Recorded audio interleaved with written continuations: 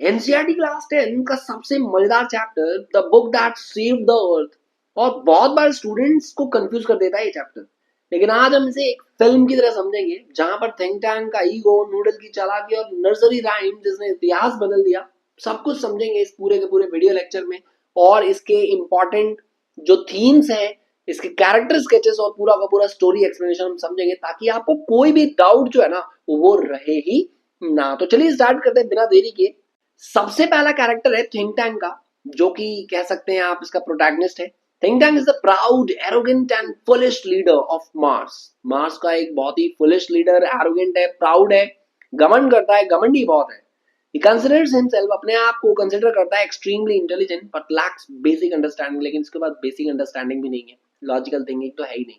His overconfidence makes him misinterpret a children's rhyme book। उसका जो overconfidence है ना, वो उसकी वजह से वो एक चिल्ड्रन, बच्चों के जो राइमिक बुक है ना उसको गलत इंटरप्रेट कर लेता है। Instead of verifying facts verify करने के बजाय ही जंप्स टू कंक्लूजन पर आ जाता है और पैनिक कर जाता है। Think tank represents leader who misuse authority. यानी ये जो थिंक टैंक है वो क्या रिप्रेजेंट करता है? वो रिप्रेजेंट करता है ऐसे लीडर्स को जो मिसयूज करते हैं अथॉरिटी का, पावर का, लैक क्रिटिकल थिंकिंग, जो ढंग से सोचते नहीं है, decisions make decisions based on fear के बल पर हम क्या कर लेते हैं, डिसीजंस बना लेते हैं रादर देन रीजन नहीं है, बस डर है तो उसकी वजह से डिसीजन ले लिया। उसका जो कायरपन है ना, कावर्डिस है, इज एक्सपोज हो जाता है when he orders an immediate retreat to save himself.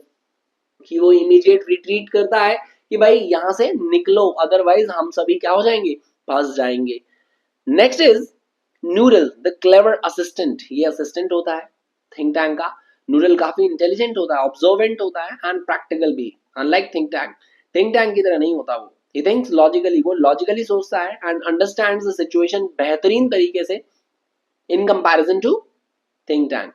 He realizes, वो realize करता है that the book contains nursery rhymes हैं, but cleverly agrees with think tank के साथ वो क्या कर रहा है, agree करता है to avoid punishment, ताकि उसे punishment ना मिले। Noodle uses diplomacy, ये diplomacy का इस्तेमाल करता है, intelligence to save himself, अपने आप को बचाने के लिए। Indirectly saves earth, और earth को भी। He represents wisdom को represent करता है, presence of mind को represent करता है, and survival through intelligence rather than power। Power का इस्तेमाल ना करके इंटेलिजेंट का इस्तेमाल, अपने इंटेलिजेंस का इस्तेमाल करता है ताकि वो क्या कर सके, सर्वाइव कर सके। Omega historian, the omega is learned and knowledgeable, काफी ज्यादा नॉलेजेबल है, लर्निड है। Martian who studies earth culture, he correctly explains the meaning of the word like sandwich, mouse trap. ये जो है वो सारा का सारा पूरा का पूरा क्या करता है, स्पेस सेंटर में बैठ के पूरा का पूरा डिटेल देता है। हाउएवर ही लैक्स करेज, लेकिन इतना करेज नहीं होता कि, और ब्लाइंडली फॉलो करता है थिंक टैंक के ऑर्डर को। His character shows that knowledge without confidence, कि जो नॉलेज तो हो लेकिन बिना कॉन्फिडेंस के हो, बिना मोरल करेज के हो, तो वो इनफेक्टिव होता है। ओमेगा सिंबलाइज करता है स्कॉलर्स हु रिमेन साइलेंट, ऐसे विद्वान जो साइलेंट रहते हैं अंडर वीक लीडरशिप में। तो ये बहुत इंपॉर्टेंट क्वेश्चंस जो है ना वो क्रिएट करता है, तो इसको ध्यान से आप लोग पढ़िएगा अच्छे से। ऊप असिस्टेंट, ऊप is submissive and obedient martian. Obedient martian है, he follows इंस्ट्रक्शन को फॉलो करता है बिना क्वेश्चन किए, एंड ऑफन अपीयर्स कंफ्यूज, काफी बार कंफ्यूज भी हो जाता है। उसका कैरेक्टर ये हाईलाइट करता है कि डेंजर ऑफ ब्लाइंड ओबीडियंस, कि बेहद अगर आपको कोई कुछ ऑर्डर मिल रहा है और आप उसे ब्लाइंडली फॉलो करोगे ना, तो बहुत बुरे परिणाम का सामना आपको करना पड़ सकता है।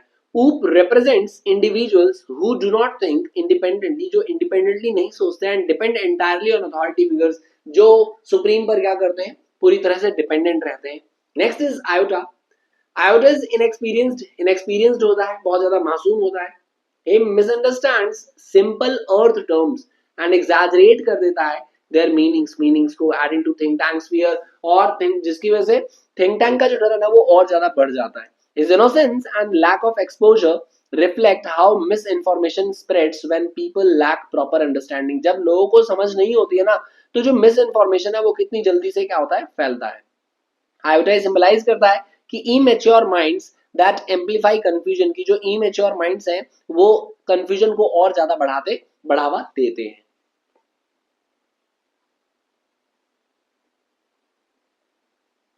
इसके सारे थीम्स को देखते हैं तो सबसे पहला जो थीम है, power of books and knowledge, की हमारी किताबों की जो पावर है ना वो बहुत ज्यादा है, नॉलेज ज्ञान का जो पावर है, शक्ति बहुत ज्यादा होता है।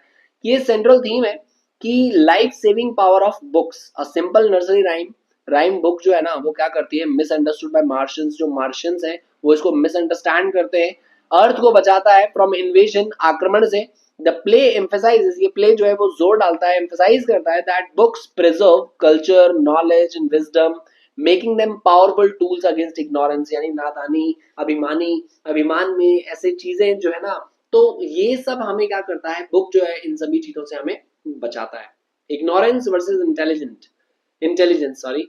The Martians lack of understanding of Earth's culture leads to their defeat, यानी मार्शियंस का जो लैक ऑफ अंडरस्टैंडिंग है ना वही क्या करता है, उनके डिफीट का कारण बनता है। Think tanks ignorance and fear, उसकी नादानी और जो डर है, contrast sharply with noodles intelligence and presence of mind, यानी नूडल तो बड़ा वो होता है, मतलब अपने दिमाग का इस्तेमाल करता है, लेकिन वो चाहता है, वो ये नहीं चाहता कि उसको क्या मिले, पनिशमेंट मिले थिंक टैंक से, इसलिए वो उसकी सारी बातें हाँ हाँ करता है। ये प्ले हाईलाइट करता है that ignorance can be more dangerous than weapons, की जो नादानी है ना वो ज्यादा खतरनाक हो सकती है वेपन से।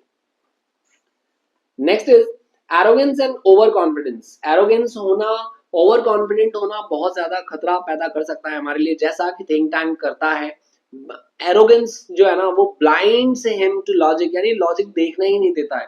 ही कंसिडर्स हिमसेल्फ, अपने आप को बहुत ज्यादा सुपीरियर मानता है और लोगों को मूर्ख मानता है, और जिसकी वजह से वो फुलिश डिसीजंस ले लेता है। His overconfidence results in panic and retreat, showing how arrogance often leads to downfall, की बहुत बार एरोगेंस जो है ना, जो हमारी नाक झुकने की जो आदत होती है वो हमारे डाउनफॉल का कारण बनती है। Next is miss interpretation and fear, कि डर और मिस इंटरप्रेट करना बहुत बार क्या करता है, हमारे लिए खतरा पैदा करता है। Simple words like sandwich, mouse trap are misinterpreted, कि इनको मिस इंटरप्रेट किया जाता है as deadly weapons. This theme shows, ये दिखाता है ये थीम कि how fear arises from misunderstanding, की मिसअंडरस्टैंडिंग की वजह से कैसे डर जो है ना वो आता है, and how misinformation can lead to irrational decision, और मिस इन्फॉर्मेशन की वजह से कभी कभी हम अनैतिक या इरेशनल डिसीजन जो है ना वो ले लेते हैं। तो आई होप ये पूरा का पूरा थीम जो है ना वो समझ में आया हो और कैरेक्टर स्केचेस से आपने कहीं ना कहीं रिलेट किया हो। तो चलिए अब हम इसका पूरा का पूरा स्टोरी एक्सप्लेनेशन करते हैं ताकि आप इस स्टोरी को और ज्यादा अच्छे से समझ पाए। साल 2500 में एक ऐसा समय है जहां इंसान मार्स के लोगों के साथ हमारी दोस्ती हो चुकी थी। लेकिन क्या आपको पता है कि 20वीं सदी में मंगल ग्रह, यानी जो मार्स है, मार्स के जो निवासी थे उन्होंने पृथ्वी पर क्या कर दिया था, हमला कर दिया था और हमले की कोशिश की थी। और उससे भी बड़ी बात यह है कि पृथ्वी को किसी सुपर हीरो या मिसाइल ने नहीं, बल्कि एक मामूली नर्सरी राइम की किताब ने बचाया था। अब कहानी शुरू होती है कि एक म्यूजियम से, जहां हिस्टोरियन हमें 20वीं सदी की वो अजीबोगरीब घटना बताता है। मंगल के राजा थिंक टैंक ने पृथ्वी पर क्या कर लिया, कब्जा करने का मन बनाया था।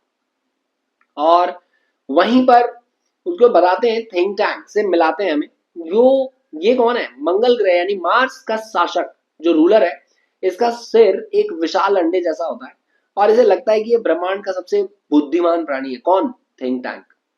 उसका सहायक होता है नूडल, जो उसे असिस्ट करता है, जो असल में थिंक टैंक से कई ज्यादा समझदार होता है। लेकिन वो हमेशा थिंक टैंक की हाँ में हाँ मिलाता है ताकि उसका ईगो हर्ट ना हो। थिंक टैंक पृथ्वी को एक मिट्टी का बॉल समझता है और अपनी सेना को वहां कब्जा करने के लिए भेजता है। अब थिंक टैंक की जो टीम है वो पूरा का पूरा अर्थ पर आती है, जिसमें कैप्टन ओमेगा, लेफ्टिनेंट आयोटा और सर्जन ऊप, ये तीनों ही यहाँ पर आते हैं। पृथ्वी पर पहुंचते ही वो एक जगह पर घुस जाते हैं जहां हजारों अजीब चीजें रखी होती है, और वो चीजें जो होती है वो किताबें होती है। वो असल में एक लाइब्रेरी में थे, लेकिन उन्होंने जिंदगी में कभी किताब नहीं देखी थी। सर्जेंट ऊप को लगता है कि ये कोई हथियार है, आयोटा को लगता है कि ये कपड़े हैं, लेकिन थिंक टैंक अपनी मान बुद्धि का इस्तेमाल करता है और घोषणा करता है ये पृथ्वी वासियों का सैंडविच है। पृथ्वी के लोग खाने के बड़े शौकीन हैं, इसलिए उन्होंने ये सैंडविच स्टोर जो है ना वो बनाया हुआ है। सार्जेंट ऊप जो है वो किताब चबाता है। अब वो कहता है नहीं, थिंक टैंक उसको क्या करता है, आदेश देता है कि सार्जेंट ऊप इस सैंडविच को चबाओ, खाओ। अब बेचारा ऊप क्या करता, वो एक किताब को कोने से चबाता है, लेकिन उसको बड़ा ही क्या लगता है, बेस्वाद लगता है और सूखा लगता है। वो कहता है कि इसे इंसान खाते कैसे हैं? तभी नूडल धीरे से डालता है, सर मुझे लगता है कि ये खाने की चीज नहीं बल्कि बातचीत करने का कोई कम्युनिकेशनल डिवाइस है। थिंक टैंक तुरंत अपनी बात बदल देता है, कहता है हाँ मैं भी यही कहने वाला था, ये कान से सुनने वाला यंत्र है। लेकिन जब वो किताबों को अपने कान के पास लेकर जाते हैं तो नूडल फिर सुझाव देता है शायद ये देखने के लिए है, ये सुनने के लिए नहीं है। अब थिंक टैंक उन्हें वाइटामिन खाने को कहता है ताकि उनकी बुद्धि और बढ़े और वो उसके लिखे जो कोड्स है ना वो क्या कर सके, उसको पढ़ सके। अब विटामिन खाने के बाद ओमेगा मदर गूस नाम की जो नर्सरी राइम की किताब है वो पढ़ता है और यहाँ से कहानी और ज्यादा इंटरेस्टिंग हो जाती है, क्योंकि थिंक टैंक हर कविता का मतलब जो है ना वो गलत निकालता है। मिस्ट्रेस मैरी जब वो पढ़ती है कि मेरी मैगी मैगी कह रहा हूँ मैरी के बगीचे में जो सिल्वर बेल्स है ना और शेल उगते हैं, तो थिंक टैंक को डर लग जाता है। वो सोचता है कि भाई पृथ्वीवासी इतने एडवांस हो गए हैं कि जमीन में जो विस्फोटक है यानी जो बॉम्ब्स है ना वो उगा रहे हैं और मेटल्स उगा रहे हैं। अब जब वो हे डिडल डिडल पढ़ता है तो गाय चांद के ऊपर से कूद गई, उसे ऐसा लगता है। थिंक टैंक और ज्यादा सोचने लगता है कि उसे लगता है कि पृथ्वी के जानवर भी स्पेस टेक्नोलॉजी में माहिर हो गए और वो मंगल पर हमला कर सकते हैं कभी भी।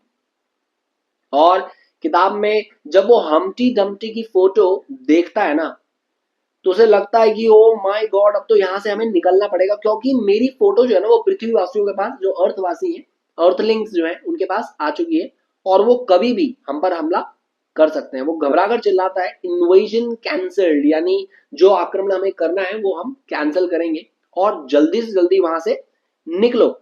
उन तीनों को भी बोल दिया जाता है कि आप तीनों भी यहाँ से निकलो और हो सके तो मंगल ग्रह पर नहीं और दूर चले जाओ कहीं, क्योंकि ये अर्थलिंग्स जो है ना बड़े खतरनाक है।